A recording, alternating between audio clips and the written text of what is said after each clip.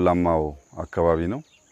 በዚህ አመት የበጋ ስንዴ 3.5 ሚሊዮን ሄክታር ታርሷል። ከዚህ የሚሰበሰበው ከ300 ሚሊዮን ኩንታል ያላነሰ እንደሚሆን ይጠበቃል። በዚህ አሁን ባለንበት አካባቢ ምስራቅ ሐረርጌ ቆላማው አካባቢ ማህበረሰቡ ከ4፣ 5፣ 6 አመት በፊት የሚኖረው በሴፍቲ ኔት ነው። እርሻ አያቅም። ይሄ ቦታ ታርሶ አያቅም። እንደ በረሃ የሚወሰድ ቦታ ነው። ከዚያም ቀደም ብሎ በርካታ ግጭት የሚደረግበት ብዙ ሰው ያለቀበት አካባቢ ነው።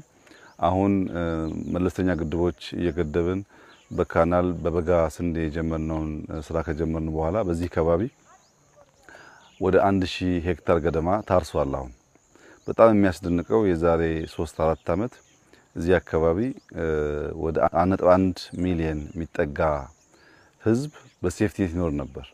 አሁን 74% ነፃ ወጥቷል። የቀረውን 26% በሚቀጥሉት ማክሲመም 2 አመታት ነፃ እናውጣ ብለው እየሰሩ ነው ያሉት እና ከተረጂነት ወጥተን የኛን ውሃ ተጠቅመን ራሳችን መመገብ የምንችልበት ጅማሮ ስራ በጣም ፍሬ እያፈራ ካለባቸው አካባቢዎች አንዱ ምስራቅ ሐረርጌ ነው። ዛሬ ያየነውም ዘ ሆል ቫልዩ ታርሷል። ስንዴው ለአጨዳ ደርሷል።